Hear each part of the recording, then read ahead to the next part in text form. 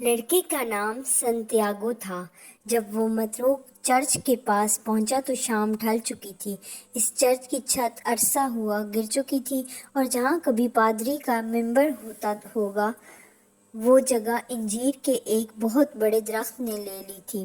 لڑکے نے وہ رات اسی جگہ پر گزارنے کا فیصلہ کیا۔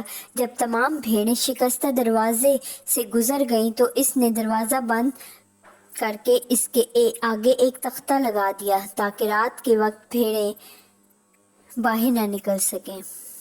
اس علاقے میں بھیڑیوں کا خطرہ تو نہیں تھا، لیکن ریوڑ سے بچھڑی ہوئی بھیڑ کو ڈھونڈنا بذات خود تھکا دینے والا کام تھا۔ لڑکے نے اپنی جیکٹ سے فرش صاف کیا اور کتاب کا تکیہ بنا کر لیٹ گیا۔ اس نے آج یہ کتاب ختم کرنی تھی۔ اس نے سوچا کہ اب اسے اس کتاب کے بدلے میں زیادہ ضخیم کتاب لینی چاہیے تاکہ اس کا پڑھنے میں زیادہ وقت گزرے اور اس کا تکیہ بھی بہتر بن سکے۔ جب وہ صبح کے وقت جاگا تو ابھی تک اندھیرا چھایا ہوا تھا۔ ٹوٹی ہوئی چھت میں سے ستارے جھانک رہے تھے۔ مجھے تھوڑا اور سونا چاہیے تھا، اس نے دل میں سوچا۔ آج رات پھر اس نے وہی خواب دیکھا تھا جو اسے ایک ہفتہ قبل نظر آیا تھا، مگر خواب آج بھی ادھورا تھا۔ وہ اٹھ کھڑا ہوا اور ان بھیڑوں کو اٹھانا شروع کر دیا جو ابھی تک نہیں اٹھی تھیں۔ جب بھی وہ جاگتا تھا اس کی زیادہ تر بھیڑیں بھی جاگ جاتی تھیں۔ ایسا لگتا تھا کہ کسی غیر مرئی قوت سے وہ اور اس کی بھیڑیں ایک دوسرے کے ساتھ جڑے ہوئے تھے۔ آخر کیوں نہ ہو، اس نے ان بھیڑوں کے ساتھ 2 سال گزارے تھے اور ان کے ساتھ جنگلوں بیابانوں میں چارے اور پانی کی تلاش میں مارا پھرا تھا۔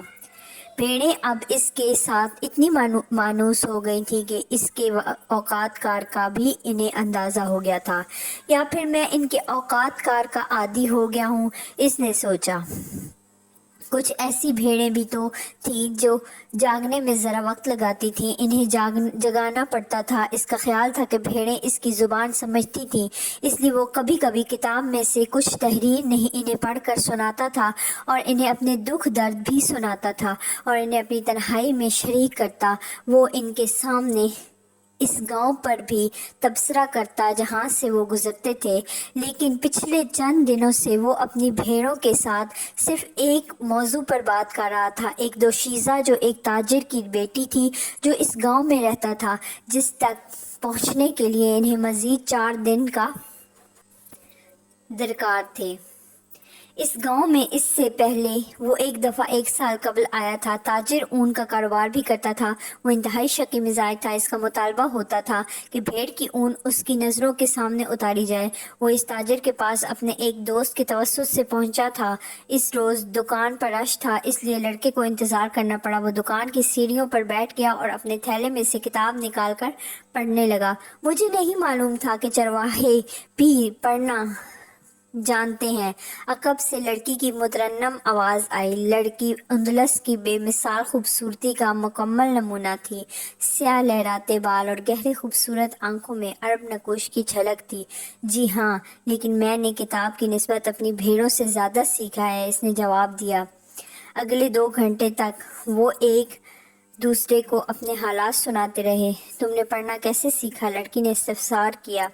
جیسے سب پڑھنا سیکھ لیتے ہیں اسکول میں۔ اگر تم پڑھنا جانتے ہو تو تم بھیڑیں کیوں چراتے ہو؟ لڑکا کچھ بڑبڑایا تاکہ لڑکی کچھ نہ سمجھ سکے۔ وہ لڑکی کو اپنے سفر کی کہانیاں سناتا رہا، جنہیں سن کر لڑکی کی گہری آنکھوں میں حیرت اور خوف کا ملا جلا تاثر تھا۔ لڑکا دعا مانگ رہا تھا کہ وقت تھم جائے یا پھر لڑکی کا باپ مزید مصروف ہو جائے اور اسے لڑکی کے تاثر کے ساتھ کچھ مزید وقت گزارنے کا موقع مل جائے۔ لیکن اس کی دونوں دعائیں قبول نہ ہوئیں اور تاجر نے اسے 4 بھیڑوں کی اون اتارنے کو کہا۔ اور اب 4 دن بعد وہ دوبارہ اس گاؤں میں ہوگا۔ وہ اس بات پر مسرور بھی تھا، لیکن اس کے دل کے کسی خانے میں خوف بھی چھپا ہوا تھا کہ کہیں لڑکی اسے بھول ہی نہ چکی ہو۔ آخر اس کے علاوہ اور بھی بہت سے چرواہے وہاں سے گزرتے ہوں گے، مجھے اس کی زیادہ فکر بھی نہیں ہے، اس نے اپنی بھیڑوں سے کہا۔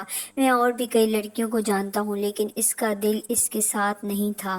وہ ابھی تک تاجر کی دکان کی سیڑھیوں پر اٹکا ہوا تھا۔ چرواہوں، پھیری والوں اور ملاحوں کے دل کی کہیں نہ کہیں ضرور اٹکے ہوتے ہیں، کہیں نہ کہیں کوئی ایسا ضرور ہوتا ہے جس کے ساتھ ان کا دل ہوتا ہے، جو ان سے ان کی خوشیاں اور سیاحت کا لطف چھین لیتا ہے۔ سورج نکلنے والا تھا، اس نے اپنے ریوڑ کو مشرق کی طرف موڑا۔ انہیں کبھی فیصلہ کرنے کی دقت نہیں اٹھانا پڑتی، شاید اسی لیے یہ میرے اتنا نزدیک رہتی ہیں، اس نے دل میں سوچا۔ صرف چارے اور پانی کا حصول ہی ان کی زندگی کا مقصد ہے۔ جب تک میں انہیں اندلس کی بہترین چراگاہوں میں لے جاتا رہوں گا، یہ میرے ساتھ رہیں گی۔ ان کے دن ہمیشہ ایک جیسے ہوتے ہیں، طویل اور نہ ختم ہونے والے۔ انہیں صرف چارے اور پانی سے مطلب ہے، اور بدلے میں وہ نہایت سخاوت سے ہر سال اون دیتی ہیں، اور زندگی میں ایک بار گوشت بھی۔ اگر میں ان کو ایک ایک کر کے ذبح کرنا شروع کر دوں تو ان کو اس وقت احساس ہوگا جب میں آدھے سے زیادہ ریوڑ کو ذبح کر چکا ہوں گا۔ یہ اپنی جبلت پر انحصار کرنا بھول گئی ہیں، وہ جبلت جو انہیں خطرے سے آگاہ کرتی ہے۔ یہ مجھ پر اس لیے بھروسہ کرتی ہیں کیونکہ میں انہیں کھلاتا اور پلاتا ہوں۔ لڑکے کو اپنی سوچ پر حیرت ہوئی۔ شاید یہ بیابان چرچ کا اثر تھا کہ اس کی سوچ میں اس قدر قنوطیت آ گئی تھی۔ اس چرچ کے قریب اس نے دوبارہ وہ خواب بھی تو دیکھا تھا۔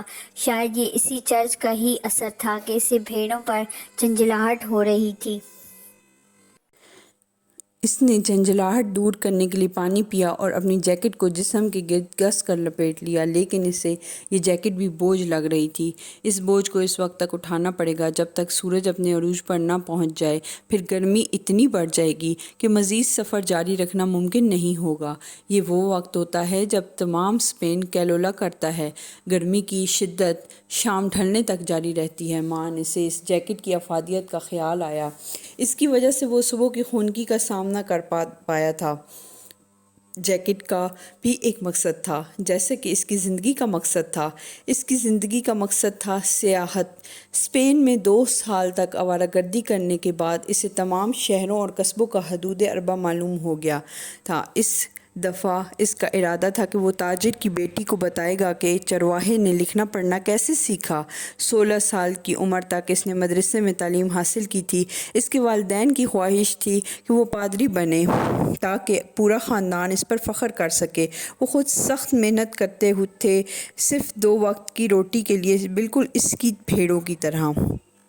اس نے مذہبی تعلیم کے ساتھ ہسپانوی اور لاطینی زبان سیکھی، لیکن بچپن سے ہی اس کی خواہش تھی کہ وہ دنیا کی سیر کرے۔ یہ مقصد اس کے نزدیک خدا کو جاننے اور پادری بننے سے زیادہ اہم تھا۔ ایک دوپہر اس نے اپنی تمام تر جرأت جمع کر کے اپنے باپ کو اپنی اس خواہش سے آگاہ کیا۔ ہمارے گاؤں میں پوری دنیا کے سیاح آتے ہیں، وہ کسی نئی چیز کی تلاش میں آتے ہیں اور جب واپس جاتے ہیں تو بالکل ویسے ہی ہوتے ہیں جیسے کہ وہ یہاں آنے سے پہلے تھے۔ اس کے باپ نے اسے سمجھاتے ہوئے کہا، وہ اس پہاڑ پر چڑھنے کی مشقت صرف اس لیے جھیلتے ہیں۔ اس کے باپ نے پہاڑ کی طرف اشارہ کرتے ہوئے اپنی بات جاری رکھی تاکہ وہ جھیل کا نظارہ کر سکیں، اور جب وہ یہاں سے جا رہے ہوتے ہیں تو ان کا خیال ہوتا ہے کہ ماضی حال سے کتنا بہتر تھا۔ ان کے چاہے سنہرے بال ہوں یا وہ گندمی رنگت کے ہوں، ہوتے وہ ہمارے جیسے انسان ہی ہیں، اور جہاں وہ رہتے ہیں وہ جگہ بھی ہماری زمین جیسی ہی ہے، لیکن میں پھر بھی ان کے شہروں کو دیکھنا چاہتا ہوں جہاں وہ رہتے ہیں۔ لڑکے نے اصرار کیا، ان کی خواہش ہوتی ہے کہ کاش وہ ہمارے خوبصورت علاقے میں ہمیشہ رہ سکتے۔ باپ نے کہا، مگر میں ان کا علاقہ اور ان کی بدوباش دیکھنا چاہتا ہوں۔ لڑکے نے جواب دیا، مگر سیاحت کے لیے تو کافی پیسہ درکار ہوتا ہے، اور ہمارے پاس صرف 2 وقت کی روٹی ہے۔ ہمارے ہاں تو صرف چرواہے نئی چراگاہوں کی تلاش میں سیاحت کر سکتے ہیں۔ باپ نے بیٹے کو سمجھانے کی آخری کوشش کی، تو پھر میں چرواہا بنوں گا تاکہ اپنے ریوڑ کو پورے اسپین میں لیے پھروں۔ لڑکے نے فیصلہ کن لہجے میں جواب دیا۔ باپ نے مزید بحث کرنا فضول سمجھا۔ اگلے دن اس کے باپ نے اس کے سامنے سونے کے 3 سکے رکھے۔ یہ مجھے کئی سال قبل راستے سے ملے تھے، میں نے اس لیے سنبھال کر رکھ دیے کہ ایک دن تمہارے کام آئیں گے۔ اب تم ان سے بھیڑیں خرید لو اور اپنا شوق پورا کرو، مگر ایک دن تمہیں احساس ہوگا کہ تم جس علاقے کو چھوڑ کر جا رہے ہو وہ دنیا کا سب سے خوبصورت علاقہ ہے۔ جب اس کا باپ اسے اپنی دعاؤں سے رخصت کر رہا تھا تو اسے اپنے باپ کی آنکھوں میں بھی ایک دبی ہوئی خواہش نظر آئی، دنیا دیکھنے کی خواہش۔ اس نے اس خواہش کو دبانے میں عمر گزار دی تھی، مگر وہ خواہش اب بھی اس کی آنکھوں سے عیاں تھی۔ یہ خواہش 2 وقت کی روٹی کی تلاش کے نیچے دبی ہوئی ضرور تھی، مگر ابھی تک زندہ تھی۔ فلک پر صبح کی سرخی کے پیچھے سے سورج آہستہ آہستہ نکل رہا تھا۔ لڑکا اپنے اور باپ کے درمیان ہونے والی بحث کو یاد کر رہا تھا۔ وہ اپنے فیصلے پر مطمئن تھا۔ اب تک وہ کئی خوبصورت مقامات سے گزرا تھا اور اس کی ملاقات کئی لوگوں سے ہوئی جن سے اس نے بہت کچھ سیکھا تھا۔ وہ بہت سی عورتوں سے بھی ملا، مگر ان میں سے کوئی بھی اس جیسی نہیں تھی جس سے اس نے چند دن بعد ملنا تھا۔ اس کے پاس بھیڑوں کا ریوڑ تھا، ایک کتاب تھی جس کے بدلے میں وہ ایک اور کتاب خرید سکتا تھا، اور ایک جیکٹ تھی جو اسے سردی کی شدت سے راحت بخش حرارت دیتی تھی۔ لیکن سب سے بڑھ کر یہ کہ وہ ہر روز اپنے خواب کی تعبیر میں گزارتا تھا، سیاحت کا خواب۔ یہ خواب اس کی دنیا کا ہر چیز سے زیادہ قیمتی تھا۔